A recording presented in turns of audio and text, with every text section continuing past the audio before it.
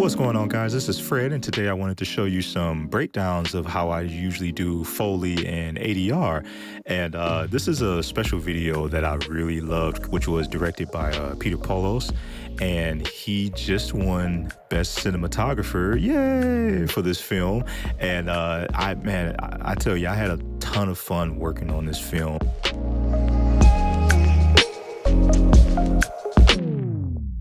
One of these particular scenes was the actress, she was walking down the hallway because she heard a noise.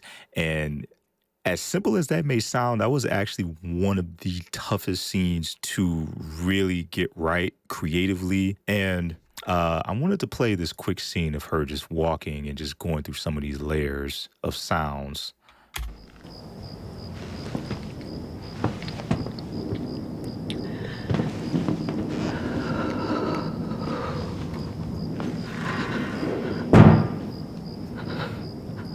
So right there, what I have going on is she's basically hearing a noise, and as she gets closer, the door sound is way more apparent.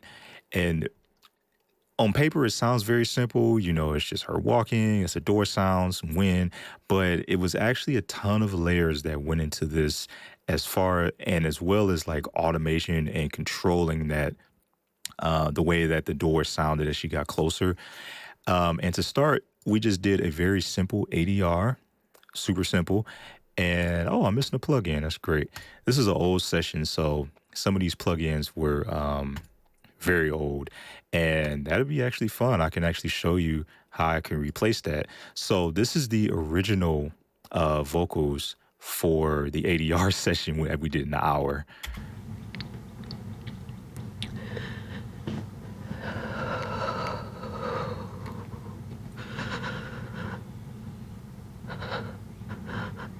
And that's it. We brought this actress out to do an ADR for like breath noises. And of course, she had other lines that she had to do. We're not that much of a jerk, but but it was a lot of fun. She really put her all into it. She was super serious about this role on the ADR that day. And that's why I love ADR, because it gives me a chance to like direct her back into the scene. You know, because it was like many months that she did this scene. So it's like you got to get her back into that groove. But she did it well. She was just like a light switch. I just did some very basic processing, which was an EQ, and we were recording it in a conference room. So there is quite a bit of reverb in there. So I had to like cut down on some of those resonant frequencies, which was these little notches here. And of course I did like a, I always draw a blank on that. Is it low pass or high pass? I always do that. And then on the last tool I did this is an old Ozone 5 Dynamics, and I just used this as a noise gate just to get rid of that extra noise. The first layer here was supposed to be one of my noise reduction programs or plugins, which was a Z noise. But you know what? I'm going to replace that just for demonstration purposes. And we're going to use the RX Voice Denoise, which is my #1 go-to plugin. And basically, when I use denoising, I'll set this to gentle. And I don't use adaptive mode too much. It just kind of like denoises as it hears the audio, but I don't usually use that. I like to do mine as manual, where I have it learn the noise, and then it just gets rid of it in the rest of the clip. So I'm gonna go ahead and do that. I'm gonna click on learn and just have it play.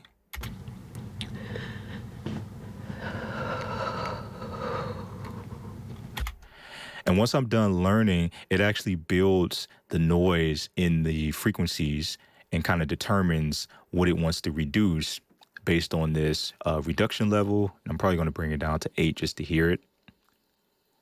And for demonstration purposes, I'm going to turn it off. This is what it sounds like.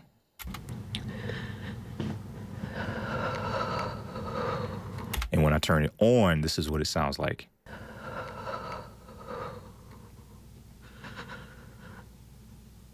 Huge difference.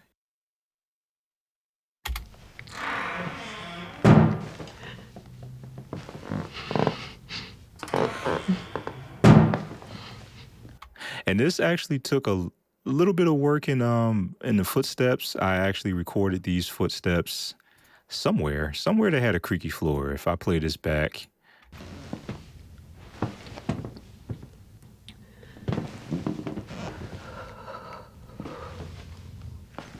just really like you can tell because she's in her pajamas. You can tell she's barefoot just by listening to it, and that's part of the manipulation. It adds the immersion of making you be able to see it, even though you're you're not seeing the audio, but you can tell uh, how the environment is set up, how the set design is set up, just by the audio complementing all of those aspects in the film. Then when I add the door hit,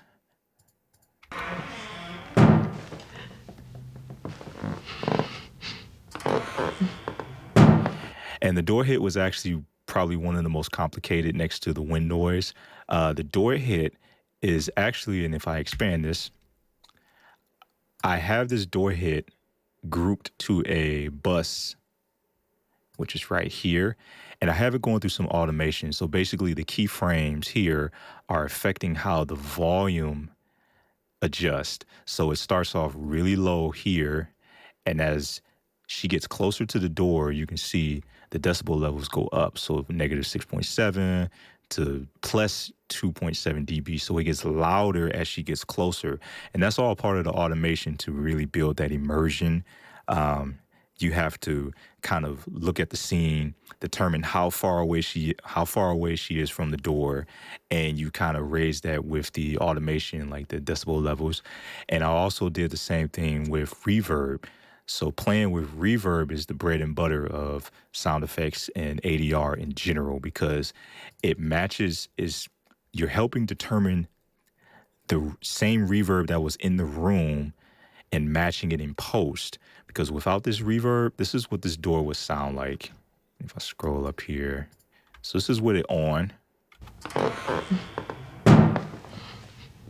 And this is with it off. And you can hear the difference. The door is super dry now. It's just crazy dry. And having that reverb adds that space. It helps you create the spatialness of what the original room was. And if you do have a hard time determining, like say if you don't have reference audio from set, or if you don't have any scratch audio from the camera, you can always just use your eyes. So if we visualize this room, we can tell, okay, these are paneling, wood paneling, simple window with a very thin curtain, a fireplace. And the first thing that tells me is that there's no fabric in this room. There's nothing in there that's going to absorb that sound to keep it from bouncing everywhere. So it's going to sound very echoey. And the next thing is the actual wind noise. Now, this was the most complicated. Now, I'll play this.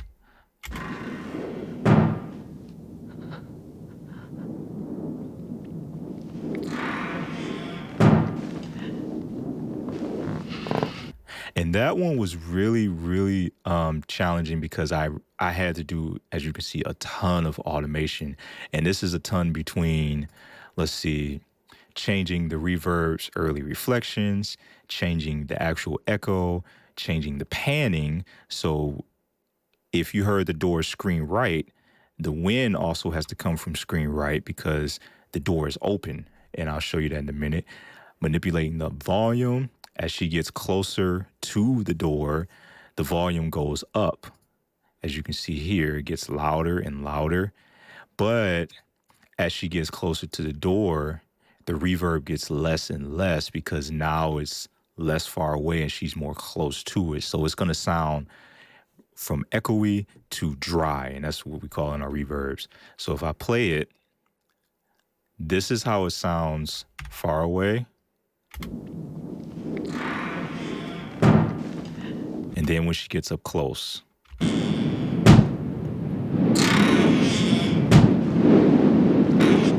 And you can hear the difference. And that's what adds to the immersion of the film, is using these keyframes and automation to really shape the sound of the room.